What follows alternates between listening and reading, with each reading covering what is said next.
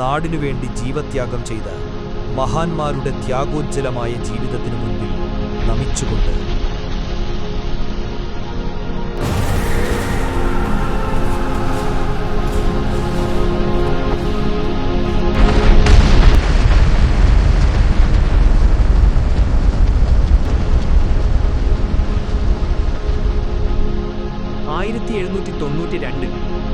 മലബാർ ഔദ്യോഗികമായി കൂട്ടിച്ചേർക്കപ്പെട്ടു.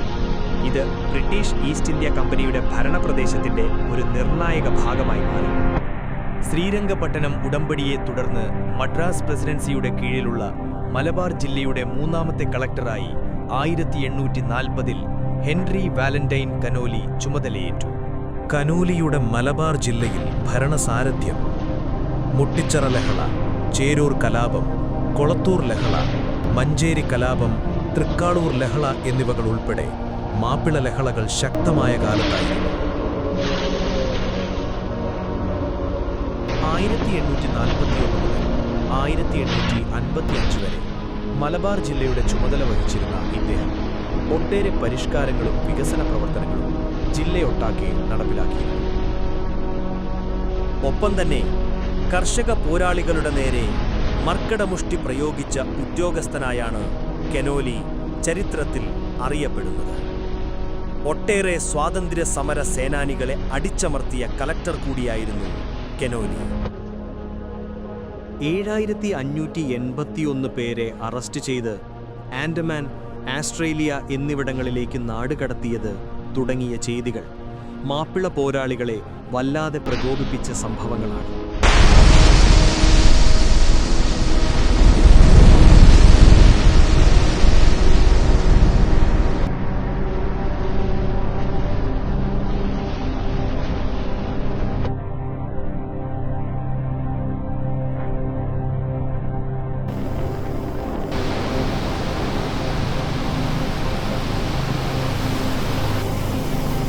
കോഴിക്കോട് ഒരു കാലത്ത് ലോകവ്യാപാരത്തിൻ്റെ കവാടം, സുഗന്ധവ്യഞ്ജനങ്ങളുടെ നാട്, കടൽപ്പാതകളുടെ കേന്ദ്രം. ഈ നഗരത്തിൻ്റെ ഹൃദയത്തിലൂടെ ഒഴുകുന്ന ഈ ജലപാത അത് ഒരു കനാൽ മാത്രമല്ല, അത് ഒരു കാലഘട്ടത്തിൻ്റെ സാമ്പത്തിക കഥ കൂടിയാണ്. 18-ാം നൂറ്റാണ്ടിൽ മലബാർ സമാധാനത്തിൻ്റെ നാടായിരുന്നില്ല. മൈസൂരിൻ്റെ ഭരണാധികാരിയായ ടിപ്പു സുൽത്താൻ ബ്രിട്ടീഷുകാരോട് പരാജയപ്പെട്ടതോടെ 1792 മലബാർ പ്രദേശം ബ്രിട്ടീഷ് ഈസ്റ്റ് ഇന്ത്യ കമ്പനിയുടെ നിയന്ത്രണത്തിലായി. പിന്നീടിത് മദ്രാസ് പ്രസിഡൻസിയുടെ ഭാഗമായി. ബ്രിട്ടീഷുകാർക്ക് മലബാർ ഒരു സൈനിക വിജയം മാത്രമല്ലായിരുന്നു, അത് ഒരു സാമ്പത്തിക സ്വർഗമായിരുന്നു. മലബാറിലെ കുരുമുളക്, തേങ്ങ, അരി, വനസമ്പത്ത്, ഈ സമ്പത്ത് ലോക വ്യാപാരത്തിലേക്ക് എത്തിക്കാൻ ബ്രിട്ടീഷുകാർക്ക് അത്യാവശ്യമായി വേണ്ടിയിരുന്നത് ഒരു കാര്യക്ഷമമായ ഗതാഗത സംവിധാനമായിരുന്നു. അന്ന് റോഡുകൾ വളരെ കുറവായിരുന്നു. കാടുകളും ചെളിയിടങ്ങളും യാത്രയെ വളരെ ദുഷ്കരമാക്കി. അതിനാൽ അവരൊരു പോംവഴി കണ്ടെത്തി: ജലം. 19-ാം നൂറ്റാണ്ടിൻ്റെ മധ്യത്തിൽ മലബാറിലെ ബ്രിട്ടീഷ് കളക്ടറായ എച്ച്.വി. കനോലി ഒരു വൺ പദ്ധതിക്ക് തുടക്കം കുറിച്ചു. ചെറുകായലുകളെ ബന്ധിപ്പിച്ച് കോഴിക്കോട് മുതൽ കൊച്ചി വരെ നീളുന്ന ഒരു ജലപാത ശൃംഖല സൃഷ്ടിക്കുക. അങ്ങനെയായിരുന്നു കനാലിൻ്റെ ജനനം. നിർമ്മാണം എളുപ്പമായിരുന്നില്ല. നൂറുകണക്കിന് നാട്ടുകാർ തൊഴിലാളികളായി പ്രവർത്തിച്ചു. ചൂടും മഴയും സഹിച്ച് ചെളിയിൽ അവർ ഈ ജലപാത രൂപപ്പെടുത്താൻ കഠിനാധ്വാനം ചെയ്തു. എന്നാൽ വികസനത്തിൻ്റെ പിന്നിൽ മറ്റൊരു യാഥാർത്ഥ്യവുമുണ്ടായിരുന്നു. ഭൂമിയുടമസ്ഥാവകാശ വ്യവസ്ഥ മാറി, നികുതി വർദ്ധിച്ചു, കർഷകർ സാമ്പത്തിക സമ്മർദ്ദം നേരിട്ടു. ബ്രിട്ടീഷ് ഭരണത്തിൻ്റെ ലക്ഷ്യം നാട്ടുകാരുടെ ക്ഷേമമല്ല, വ്യാപാര ലാഭം മാത്രമായിരുന്നു. ബ്രിട്ടീഷ് സർക്കാർ സംവിധാനത്തിനെതിരെ ഉയർന്ന വെല്ലുവിളിയും ചോദ്യം ചെയ്യലുമായിരുന്നു കനോലി വധം എന്നാണ് വധവുമായി ബന്ധപ്പെട്ട കുറ്റപത്രം വ്യക്തമാക്കുന്നത്. കളക്ടർ കനോലിക്കേറ്റ 27 മുറിവുകളിൽ 7 തലയിലായിരുന്നുവെന്നും അതിൽ 3 തലച്ചോറിന് മാരകമായ മുറിവുണ്ടാക്കിയെന്നും ഇരു കൈകളും അട്ട് തൂങ്ങിയ നിലയിലായിരുന്നുവെന്നും ബ്രിട്ടീഷ് ചരിത്രരേഖകൾ വ്യക്തമാക്കുന്നു. കനോലിയെ സൗത്ത് ബീച്ച് റോഡിനടുത്തുള്ള ഇപ്പോൾ കൊണോലി പാർക്ക് എന്നറിയപ്പെടുന്ന സ്ഥലത്ത് അടക്കം ചെയ്തു. പിന്നീട് 1997 അദ്ദേഹത്തിന്റെ ശവകുടീരം കോഴിക്കോട്ടെ CSI സെന്റ് മേരീസ് ഇംഗ്ലീഷ് പള്ളിയുടെ പരിസരത്തേക്ക് മാറ്റി. ഇപ്പോഴ് അദ്ദേഹത്തിന്റെ ശവക്കല്ലറയുടെ അവശിഷ്ടങ്ങൾ കോഴിക്കോട് നഗരത്തിലെ ഇംഗ്ലീഷ് പള്ളിയിൽ സ്ഥിതി ചെയ്യുന്നു. എന്നാൽ ഇനിയും റോഡിന് സ്ഥലമേറ്റെടുക്കലിന്റെ ഭാഗമായി ഇനിയും ശവക്കല്ലറയുടെ അവശിഷ്ടങ്ങൾ മാറ്റിസ്ഥാപിക്കാൻ സാധ്യതയേറെയാണ്.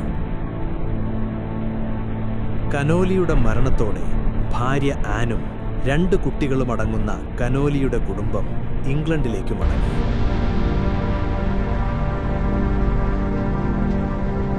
ആക്രമണത്തിൽ പങ്കെടുത്ത 5 പേരും മുറയൂരിലെ എടമണ്ണപ്പാറയിലുണ്ടെന്ന വിവരത്തെ തുടർന്ന് മേജർ ഹാലിയുടെ കീഴിലുള്ള പോലീസ് സംഘവും ക്യാപ്റ്റൻ ഡേവിസിന്റെ നേതൃത്വത്തിലുള്ള 74 ഹൈലാൻഡേഴ്സ് കോറിലെ 5ാം കമ്പനി സൈനിക ബറ്റാലിയനും അക്രമികൾ തമ്പടിച്ച ഇടം വളഞ്ഞു.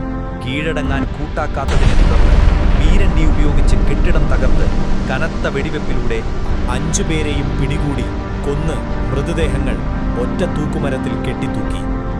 ഒക്ടോബർ 8 വരെ മഞ്ചേരി താലൂക്ക് കച്ചേരിയുടെ അരികിൽ പ്രദർശിപ്പിച്ചു. കഴുകനും കാക്കയും കുത്തിവലിച്ച ശവശരീരങ്ങൾ 8-ാം തീയതി മഞ്ചേരിയിൽ നിന്നും കോഴിക്കോടെത്തിച്ചു. നേർച്ച പോലുള്ള ആദരവുകളില്ലാതിരിക്കാൻ പരസ്യമായി ദഹിപ്പിച്ച് ചാരവും മറ്റവശിഷ്ടങ്ങളും ജയിൽ വളപ്പിൽ കുഴിച്ചിട്ടു. കാനോലിയുടെ മരണത്തെ തുടർന്ന് കനാലിന്റെ ശനിദശയും തുടങ്ങി. 1-ാം ഘട്ടം പൂർത്തീകരിച്ച് 2-ാം ഘട്ടത്തിൽ പൊന്നാനി, ചാവക്കാട് ഭാഗങ്ങളെ ഉൾപ്പെടുത്തി കൊടുങ്ങല്ലൂർ വരെയുള്ള പുഴകളെയും ജലാശയങ്ങളെയും സംയോജിപ്പിക്കുന്ന കനാലുകളും നിർമ്മിച്ചു തുടങ്ങിയിരുന്നു. പണി പൂർത്തിയാകാത്ത പൊന്നാനി ഭാഗത്ത് ഇനി പണി തുടരേണ്ട എന്ന് എഞ്ചിനീയർ തീരുമാനിച്ചു. എന്നാൽ പിന്നീട് വന്ന കളക്ടറായ റോബിൻസൺ താൽപ്പര്യമെടുത്തതിനാലാണ് 1850-ൽ പണി പൂർത്തീകരിക്കാൻ കഴിഞ്ഞത്.